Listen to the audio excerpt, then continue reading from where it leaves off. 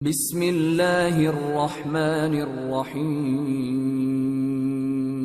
یہ خدا کی ربوبیت ہے، اس لیے خدا کی بندگی واجب ہے، اس لیے خدا کی عبادت واجب ہے کہ پورے نظام شمسی کو، سورج کو، چاند کو، ستاروں کو، بادلوں کو، ہواؤں کو متحرک کیا۔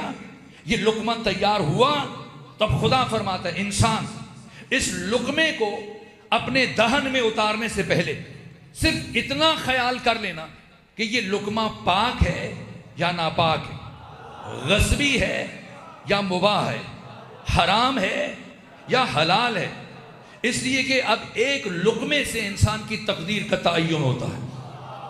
یہ لقمہ انسان ساز ہے، کیونکہ لقمہ حرام نسلوں کی تباہی کے لیے کافی، اسی لیے بہلول عارف، بہلول دانا، بہلول فرزانہ، جسے دنیا دیوانہ کہتے ہیں۔ امام حفظ ان کے صحابی ہیں، لیکن جان بچانے کے لیے امام نے حکم دیا کہ آپ یہ انداز اختیار کریں، جنون، یہاں تک کہ بڑے بڑے سلاطین کو لمحوں میں رسوا کرتے تھے۔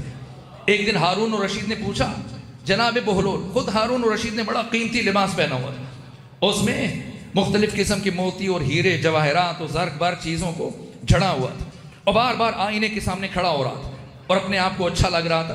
اور مولا متقیان فرماتے ہیں جب خود کو کوئی ناپسند کرنے لگ جائے تو عنقریب دوسروں کی نگاہوں میں ناپسند ہو جاتا ہے۔ تو یہ خود پسندی کی کیفیت میں بار بار آئینے کے سامنے کھڑے ہوتے۔ ایسے میں بہلول جو اس کے رشتہ دار تھے دربار میں آئے اور ہارون اسی فکر میں تھے، تو جیسے ہی بہلول کو دیکھا، کہا بہلول بتائیں آپ کے خیال میں میری کیا قیمت ہوگی؟ اگر میری قیمت لگائی جائے تو آپ کے خیال میں میری کتنی قیمت ہوگی؟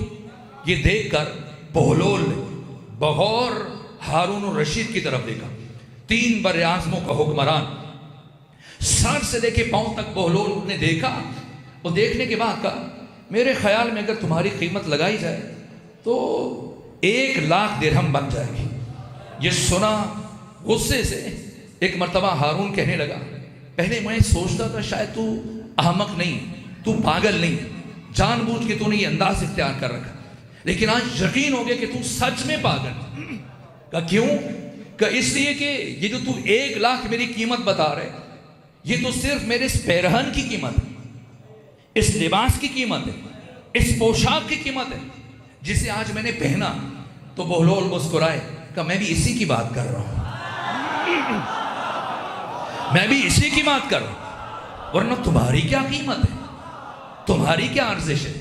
یہ انسان جس کے لیے پروردگار نے پوری کائنات کو خلق کیا، فرمایا خلقت کل شیء لکم وخلقتک لنفسی، انسان میں نے ساری کائنات کو تمہارے لیے پیدا کیا، تمہیں اپنے لیے پیدا کیا، لیکن جب خدا کو بھول جائے اس انسان کی ارزش نہیں، قیمت نہیں۔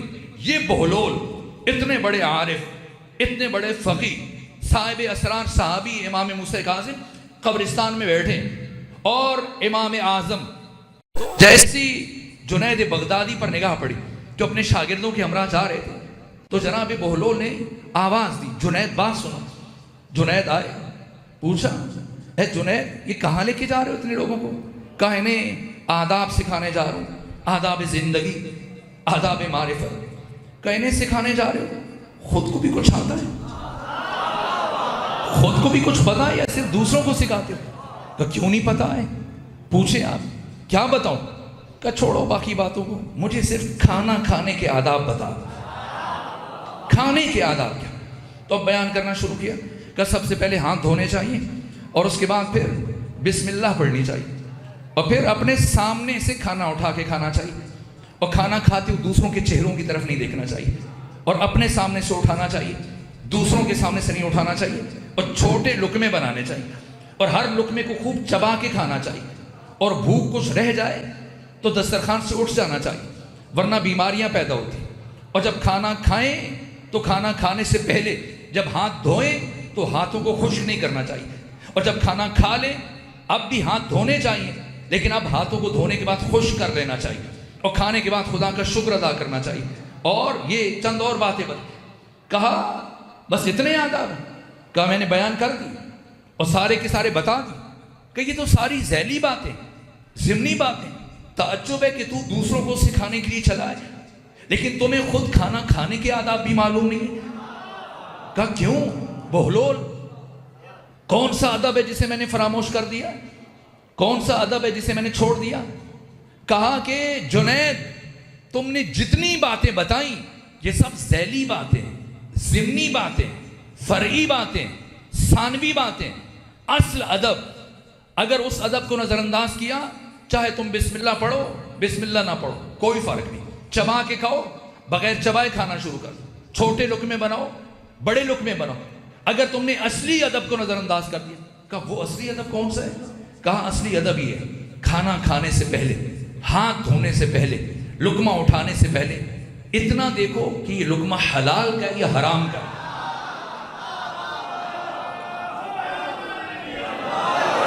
یہ اساسی ترین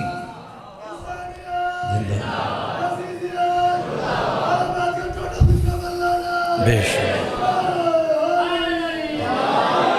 ایک لقمہ حرام اگر 1000 مرتبہ بسم اللہ پڑھی جائے، 1000 مرتبہ اگر آپ اس کو اتنے باقی آداب کے ساتھ کھائیں تو وہ آپ کی نسلوں کی تباہی کے لیے کافی ہو جائے. لقمہ حلال اس بات کو، جو کہ اب ماہ ربیع الاول ہے اور آقا کی آمد کے ایام میں 2 سے 3 جملے اسی ضمن میں جو آقا نے، یہ جو خدا نے ہمیں خلق کیا، اور یہ نہ سمجھے کہ خلق ہونے کے بعد انسانوں کی تعداد میں اضافہ ہوا. اب تک کی ساری گفتگو ایک جانے، اب جو جملہ عرض کرنے لگا ہوں اسے جوان بچے لوہے دل پر نقش کر. یہ جملہ اسے میں بہت تکرار کرتا ہوں اس لیے کہ یہ جملہ روح قرآن ہے اور قرآن کی سینکڑوں آیات کا نچوڑ اور مستفاد ہے. اور وہ یہ کہ ہم انسان پیدا نہیں ہوئے بلکہ ہم انسان بننے کے لیے پیدا ہوئے. یہ فرق ہے ہم میں اور حقیقت محمدی میں. یہ فرق ہے ہم میں اور محمد و آل محمد، کہ اللہ نے ہمیں اس کائنات میں انسان بننے کے لیے بھیجا ہے، محمد و آل محمد کو ہمیں انسان بنانے کے لیے بھیجا ہے. یہ 14 بشریت کے معلم ہیں اور انسان سازی کے لیے جو اساس ہے یہ لقمہ حلال ہے. لقمہ حرام انسان کی نسلوں کی تباہی کے لیے کافی ہے. اس لیے ختمی مرتبہ جب مکہ سے مدینہ تشریف لے کر گئے تو ہر روز گروہ انصار میں سے کوئی انصاری آپ کی دعوت کرتا تھا، دن آپ کے لیے کھانا بناتا تھا اور پیغمبر ہر روز کسی نہ کسی انصاری صحابی کے یہاں کھانا تناول فرماتے تھے. اور ایک دن جناب زید نے رضی اللہ تعالیٰ عنہ ختمی مرتبہ کو دعوت دی اور کھانے بھی بلایا، اور پیغمبر کے آنے کی خوشی میں اپنا گوسفند، اپنا دمبا ذبح کروایا اور انگاروں پر اس کا گوشت کو بھونا تیار کیا اور بڑے سلیقے سے پیغمبر کے سامنے رکھ دیا کہ آقا گوشت کھائیں گے. اور پیغمبر اسلام مولا متقیان اور 2 سے 3 اصحاب کے ہمراہ اس صحابی کے گھر گئے. دسترخوان لگا اور جیسے ہی گوشت رکھا گیا، گوسفند کا یا دمبے کا گوشت رکھا گیا، تو پیغمبر اس سے پہلے کہ کھانے کی طرف ہاتھ بڑھائیں اپنے صحابی جناب زید سے پوچھا، بتاؤ اسے ذبح کس نے کیا؟ اسے ذبح کس نے کیا؟ یہ نہیں پوچھا کہ یہ دمبا کس کا ہے، ظاہر صحابی کے گھر ہے تو صحابی کا ہے، یہ سوال بنتا نہیں. اس لیے کہ صحابی کبھی بھی کسی کا مال غصب نہیں کر سکتا. یقینی طور پر اس کا اپنا ہوگا، کیونکہ جو غاصب ہو وہ صحابی نہیں ہو سکتا اور جو صحابی ہو وہ غاصب نہیں ہو سکتا. اب یہ تو تصور نہیں، یہ تو تصور نہیں کیا جا سکتا کہ کسی اور کا مال پکڑ کے پیغمبر کے سامنے رکھ دیں. اپنا ہے، اس لیے پیغمبر نے نہیں پوچھا. یہ پوچھا اسے ذبح کس نے کیا. اب جناب زید گھبرائے، تھوڑے پریشان ہوئے اور دست ادب جوڑ دی. کہا آقا میں جانتا ہوں جانور کیسے ذبح کیا جاتا ہے، لیکن کیونکہ میں رقیق القلب ہوں، نرم دل ہوں، اس لیے مجھے خود کو ہمت نہیں پڑتی کہ میں جانور کو ذبح کروں. تو میں یہ گوسفند اپنے ہمسائے کے پاس لے گئے، اس نے ذبح کیا. پیغمبر نے پوچھا زید کیا تمہارا وہ ہمسایہ جس نے اس گوسفند کو ذبح کیا مسلمان تھا؟ کہنے لگے نہیں یا رسول اللہ، مسلمان نہیں تھا، اہل کتاب تھا. اہل کتاب. پیغمبر نے سنا سورہ مبارک انعام کی آیت تلاوت کرتے اٹھ کے کھڑے ہوئے اور فرمایا اللہ نے مسلمان پر غیر مسلم کے ذبیحہ کو حرام قرار دیا. اٹھ کر پیغمبر بھوکے چلے گئے. دسترخوان صحابی کا، گھر صحابی کا، گوسفند صحابی کا، پکانے والے صحابی ہیں. صرف ذبح اہل کتاب نے کیا. پیغمبر بھوکے اٹھ کر چلے گئے. مجھے نہیں معلوم کتنا پاک، طاہر اور طیب دسترخوان ہے ابو طالب عمران کا.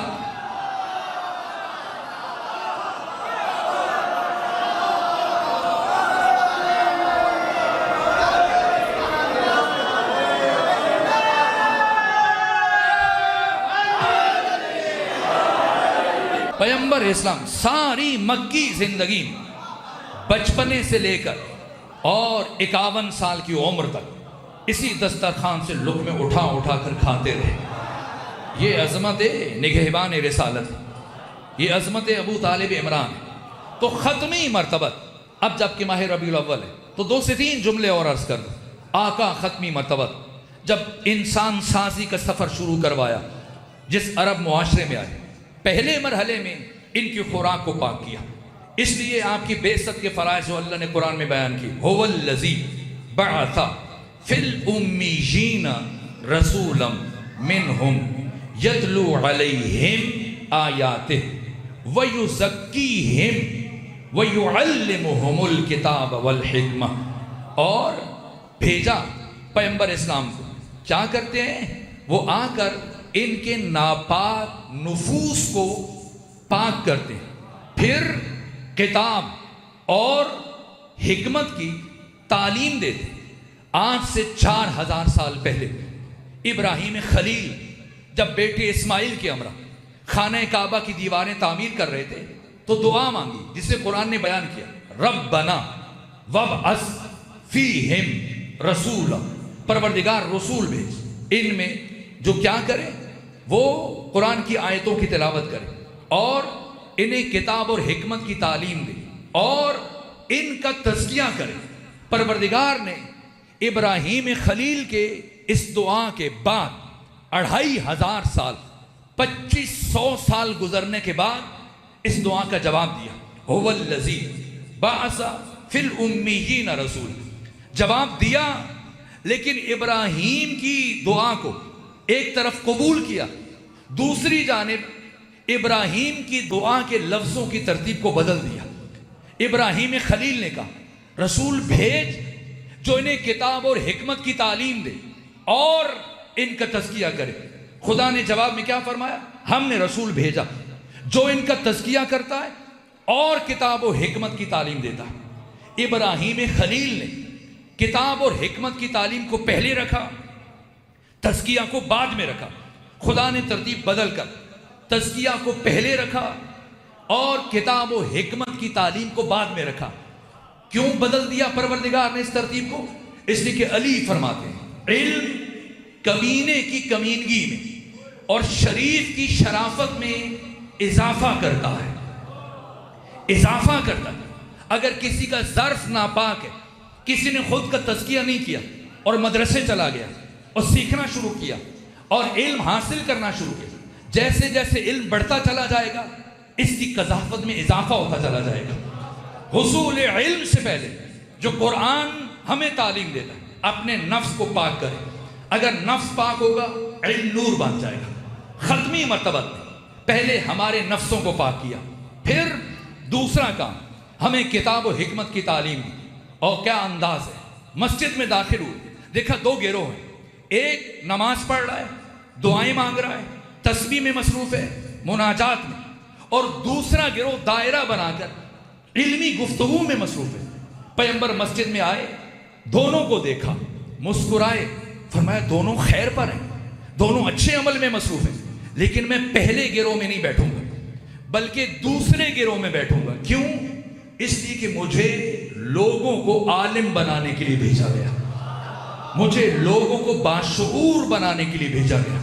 پیغمبر اسلام ہمیں باشعور دیکھنا چاہتے ہیں. پیغمبر اسلام ہمیں عالم اور آگاہ دیکھنا چاہتے ہیں۔ دوسری بات، پیغمبر اسلام ہمیں عاقل دیکھنا چاہتے ہیں، عاقل دیکھنا چاہتے ہیں۔ یہ حدیث اگر جوان اپنے حافظے میں محفوظ کر سکیں تو اپنے لوہے دل پہ نقش کریں۔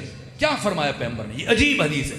آقا فرماتے ہیں خدا نہ کرے کسی انسان کا علم اس کی عقل سے زیادہ ہو جائے، ایسا انسان سوسائٹی میں، معاشرے میں پرابلمز کریٹر بن جاتا ہے، دوسروں کے لیے مشکلات پیدا کرتا ہے کہ علم زیادہ ہے عقل کم ہے۔ عقل کیسے بڑھتی ہے؟ فکر سے، سوچنے سے۔ اس لیے فرمایا فکر الساعۃ افضل من عبادت 70 سنہ، ایک لمحے کی فکر عابد کی 70 سال کی عبادت سے افضل ہے۔ پیغمبر چاہتے ہیں ہم تنہائیوں میں بیٹھیں، غور و فکر کریں۔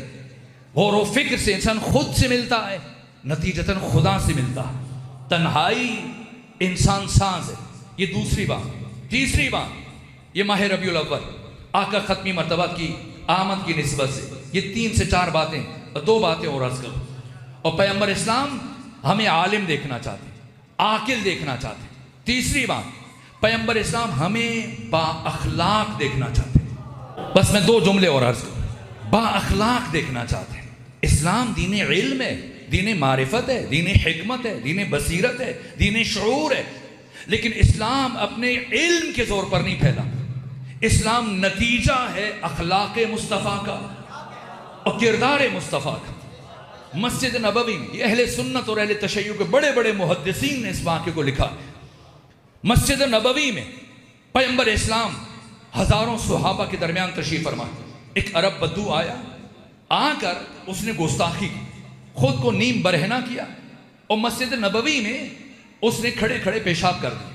آپ بتائیں، یہ امام بارگاہ ہے، آپ کے گاؤں میں مسجد ہے، اگر مسجد میں یا بارگاہ میں آپ کے سامنے کوئی تھوکے، آپ کا ریئیکشن کیا ہوگا؟ اگر تحمل سے کام لیا، برداشت سے کام لیا، ہاتھ نہ اٹھایا، کم سے کم اسے بازو سے پکڑ کے دروازے پہ لے جائیں گے کہ آپ یہاں سے تشریف لے جائیے، جس جگہ بیٹھنے کا ادب نہیں ہے، سلیقہ نہیں ہے، آپ حق نہیں رکھتے یہاں بیٹھیں۔ تو سنیں پیغمبر اسلام مسجد نبوی میں، اور آپ کے سامنے عرب بدو نے خود کو نیم عریاں کیا اور پیشاب کیا۔ صحابہ کرام کو غصہ آیا اور کہنے لگے یا رسول اللہ اجازت دیں ہم اس کا سر کاٹ دیں۔ فرمایا نہیں، تم میں سے کوئی اس کے عمل کا جواب نہیں دے گا، میں خود جواب دوں گا۔ یہاں تک کہ پیغمبر اٹھے، فرمایا ابو ذر جاؤ پانی کا کوزہ لے کے آؤ۔ ابو ذر گئے، پانی کا کوزہ لے کر آئے۔ پیغمبر نے وہ ظرف ہاتھ میں لیا اور خود مسجد کو پاک کرنا شروع کیا، اور عرب بدو حیران، پریشان، سرگردان، ٹکٹکی باندھے دیر تک پیغمبر کی طرف دیکھتا رہا، ایسے بھی ہو سکتا ہے؟ یہاں تک کہ آنکھیں چھلک گئی، آگے بڑھا، پیغمبر کے قدموں میں گر گیا اور دست ادب جوڑ کر یہ کہا کہ آقا مجھے معاف کر دیجیے، آج واقعاً مجھے یقین ہو گیا کہ آپ اللہ کے نبی ہیں، اس لیے کہ سوائے اللہ کے بھیجے ہوئے کے کسی کا اخلاق اتنا بلند نہیں ہو سکتا۔ پیغمبر اسلام ہمیں با اخلاق دیکھنا چاہتے ہیں۔ میرے عزیزوں، یہ حدیث میں پوری ذمہ داری سے آپ کے سامنے عرض کروں کہ آقا فرماتے ہیں میں خوش اخلاق کافر کو بد اخلاق مسلمان سے زیادہ پسند کرتا ہوں۔ کافر ہے، خوش اخلاق ہے، اس کے ساتھ بیٹھوں گا۔ مسلمان ہے، بد اخلاق ہے، مجھے ایسا مسلمان نہیں چاہیے۔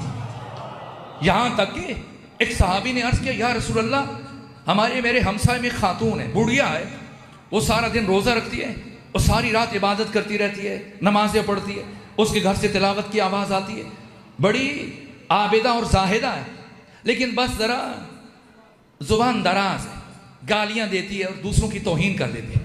پیغمبر نے فرمایا لا خیر فیہا وہی من اہل النار، اس عورت میں کوئی بھلائی نہیں اور یہ اہل جہنم میں سے۔ پیغمبر ہمیں با اخلاق دیکھنا چاہتے ہیں۔ چوتھی بات، پیغمبر ہمیں خوددار دیکھنا چاہتے ہیں، خوددار دیکھنا چاہتے ہیں۔ یہ بات اہم ہے، یہ بات میں عرض نہ کرتا، لیکن کچھ دیر پہلے میں نے ایک چیز مشاہدہ کی تو میں لازم سمجھتا ہوں کہ آپ کی خدمت میں عرض کروں۔ خوددار، با وقار۔ ہمیں عام طور پر یہ بتایا جاتا ہے کہ دیندار کون ہے؟ جس کی داڑھی لمبی ہے، اس لیے داڑھی لمبی کرنے کی ایک ریس لگی ہوئی ہے۔ وہ سمجھا جاتا ہے کہ جس کی داڑھی جتنی زیادہ لمبی ہوگی وہ اتنا بڑا دیندار ہے، یا جس کی تسبیح کا سائز بڑا ہو، یا جس کے پیشانی پر ایک سجدے کا نشان ہو، اور جو ہر وقت سبحان اللہ کرے، اور مثلا خاص قسم کا لباس پہنا ہو، پگڑی پہنی ہو، کندھوں پر ردا ہو۔ نہ، پیغمبر کیا فرما رہے ہیں؟ فرماتے ہیں لا دین لمن لا معیشت لہ، جس شخص کی اکانومی نہیں ہے، اقتصاد نہیں ہے، معیشت نہیں ہے، یہ بے دین ہے، بے دین ہے۔ چاہے تہجد پڑھے، چاہے حافظ قرآن ہو، نمازیں پڑھے، تلاوت کرے، لیکن اپنی ضروریات کو پورا کرنے کے لیے دوسروں کے سامنے ہاتھ پھیلائے، یہ بے دین ہے۔ یہ مجلس عزا محضر سید الشہداء میں، محضر معصومین میں بے ادبی ہے کہ مجلس سے پہلے مثلا ایک فرد اٹھے ہو، کسی بھی عنوان سے، کسی بھی ٹائٹل سے لوگوں کے سامنے اپنی مشکل کو بیان کرے۔ اور اسلام میں یاد رکھیے گا، میں طالب علم ہوں، پوری ذمہ داری سے عرض کروں، ایسا شخص جو بھیک مانگے، جتنا بڑا نمازی ہو، سارے سال روزہ رکھے، تہجد گزار ہو، شب زندہ دار ہو، لیکن بھیک مانگنے والے کی عدالت میں گواہی قبول نہیں کی جائے گی۔ کیوں قبول نہیں ہوگی؟ اس لیے کہ گواہی کے لیے عدالت شرط ہے، اور بھیک مانگنے والا ہاتھ پھیلا کر اپنی عزت نفس کو مجروح کرتا، اور عزت نفس کا مجروح کرنا یہ گناہان کبیرہ میں سے، گناہان کبیرہ میں سے۔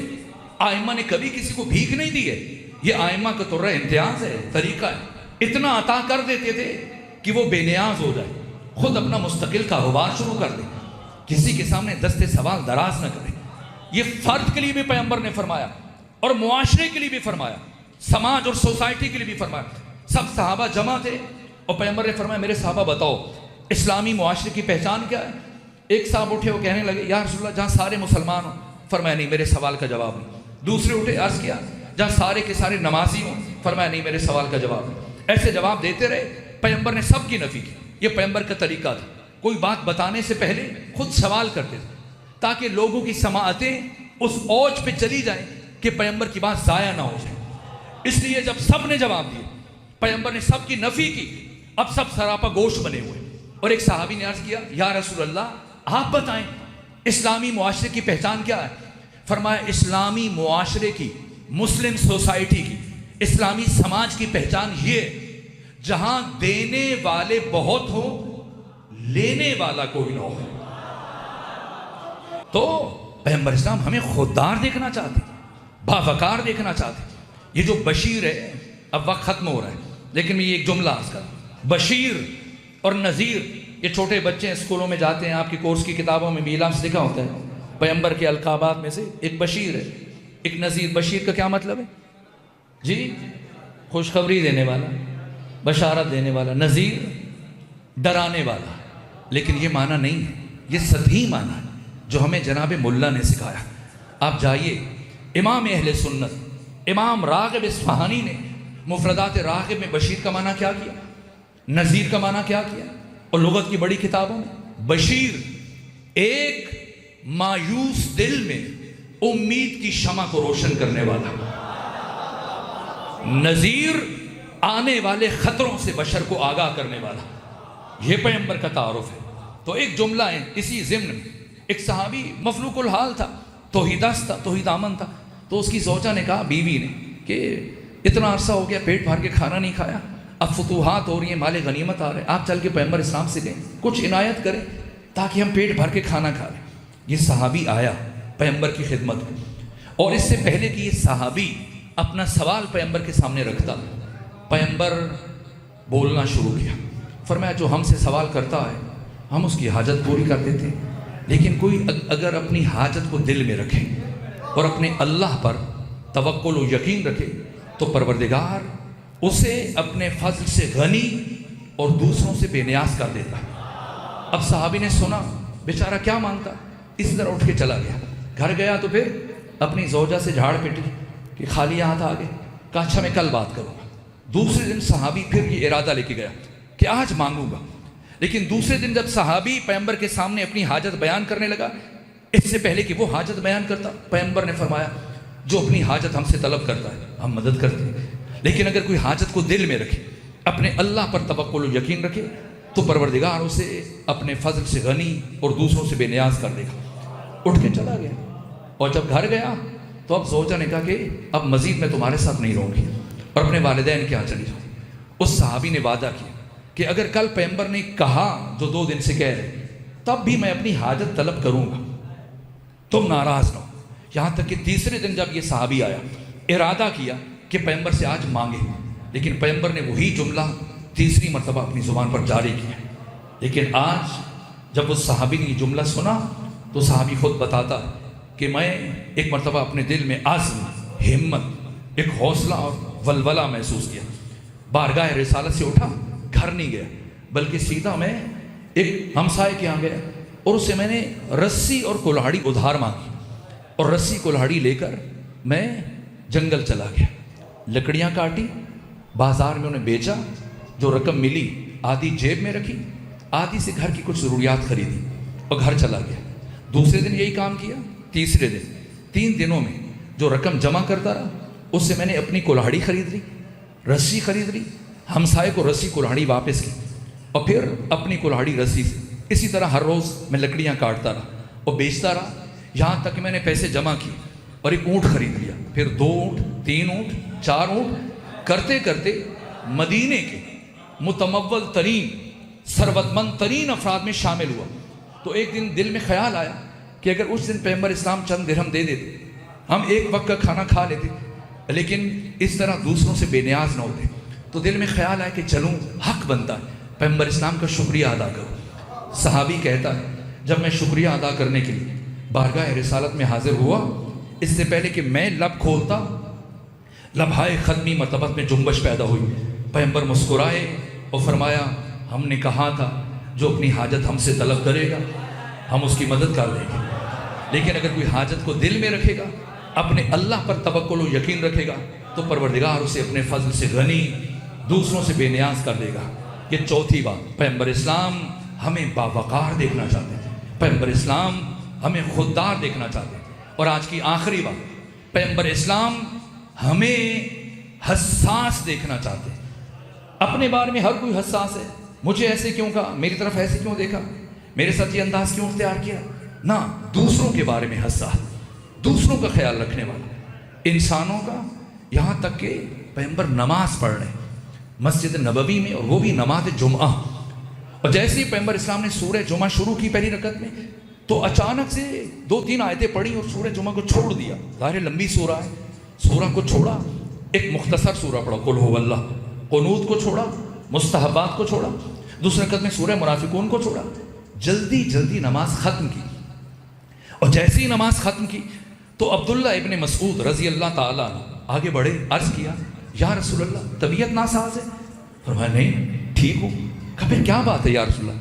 نہ آندھی ہے، نہ زلزلہ ہے، نہ طوفان ہے، نہ بارش ہے، نہ جنگ ہے، نہ کوئی اور پریشانی ہے، نہ طبیعت ناساز ہے، پھر آپ نے نماز کو اتنا مختصر کیوں کر دیا؟ پیغمبر نے فرمایا عبداللہ سن نہیں رہے تھے ایک بچے کے رونے کی آواز؟ ظاہر ہے اس زمانے میں خواتین بھی جمعہ پڑھنے کے لیے جاتی تھی، اب مسلمان بہت غیرت مند ہے، وہ جمعے کی نماز پہ خواتین نہیں جا سکتی، وہ صرف مارکیٹ اور بازار جا سکتی ہیں، لیکن عہد رسول میں خواتین بھی جاتی تھی نماز پڑھنے کے لیے۔ اور نماز جمعہ کے دوران کسی خاتون کا بچہ رو پڑا اور پیغمبر کے کانوں میں جب اس بچے کے رونے کی آواز گئی، آپ نے نماز جمعہ کو مختصر کر دیا۔ اور جب عبداللہ ابن مسعود نے پوچھا تو کیا فرمایا؟ سن نہیں رہے تھے ایک بچے کے رونے کی آواز؟ جب تک یہ بچہ روتا رہتا اس کی ماں کا دل بے قرار رہتا، اور اسلام ایک ماں کے دل کو قرار دینے کے لیے آیا ہے، اس کی روح کو بے چین کرنے کے لیے نہیں آیا۔ بس وقت ختم ہوا۔ پیغمبر اسلام ہمیں حساس دیکھنا چاہتے ہیں، انسانوں سے متعلق، حتیٰ حیوانات سے متعلق۔ یہ حدیث ہے پیغمبر کی کہ اگر سفر میں تمہارے پاس اتنا پانی ہے کہ تم وضو کر سکو اور دوسری جانب ایک جانور پیاسا ہو تو تم پر واجب ہے کہ یہ پانی اس جانور کو پلاؤ اور خود تیمم کر کے نماز پڑھو۔ اور فرمایا اگر کوئی شخص سفر حج میں، حج کے سفر میں اپنی سواری کو مارے نہیں، تھکا دے، تو اللہ کی بارگاہ میں ایسے شخص کا نہ تو حج قبول ہوگا، نہ عدالت میں ایسے شخص کی گواہی کو قبول کیا جائے گا۔ یہ ظالم ہے، قسی القلب ہے، پتھر دل ہے۔ تو پیغمبر اسلام ہمیں حساس دیکھنا چاہتے ہیں، انسانوں سے متعلق، حیوانوں سے متعلق، حتیٰ نباتات سے متعلق۔ بس ایک کھیت کے بیچ میں سے پیغمبر گزر رہے ہیں اور جوان صحابی ساتھ ہے، اور کھیتوں کے درمیان میں سے اس جوان صحابی نے ایک پتا توڑا کسی پودے کا، اور توڑنے کے بعد بے خیالی میں جیسے ہم لوگ کرتے ہیں ایسے مسل کے پھینک دیا اور چلا، تو پیغمبر کے بڑھتے ہوئے قدم رک گئے۔ پوچھا میرے صحابی تو نے کیا کیا؟ صحابی نے عرض کیا یا رسول اللہ کچھ نہیں۔ کہ کچھ تو کیا، سوچو۔ جب اس نے سوچا کہ میں نے کوئی کام کیا تو خیال آیا، ہاں کہا، عرض کیا یا رسول اللہ میں نے ایک پتا توڑا ہے اور تو کچھ نہیں کیا۔ فرمایا میرے صحابی کیا تو یہ سمجھتا ہے کہ تو نے صرف ایک پتا توڑا؟ عرض کیا ہاں یا رسول اللہ۔ فرمایا نہ اے میرے صحابی، آج تو نے ایک ایسی زبان کو ہمیشہ کے لیے خاموش کر دیا جو زبان 24 گھنٹے اللہ کی تسبیح اور بندگی میں مصروف رہتی تھی۔ پیغمبر اسلام ہمیں حساس دیکھنا چاہتے ہیں، انسانوں کے ساتھ رویہ، نباتات کے ساتھ رویہ، حتیٰ مٹی کے ساتھ۔ وقت نہیں کہ میں جزیات کو بیان کروں۔ یہ تہذیب اور ثقافت جو ختمی مرتبہ نے امت کو سکھائی، یہ پیغمبر ہے کہ جو ایک بچے کے رونے پر نماز جمعہ کو مختصر کر دیں۔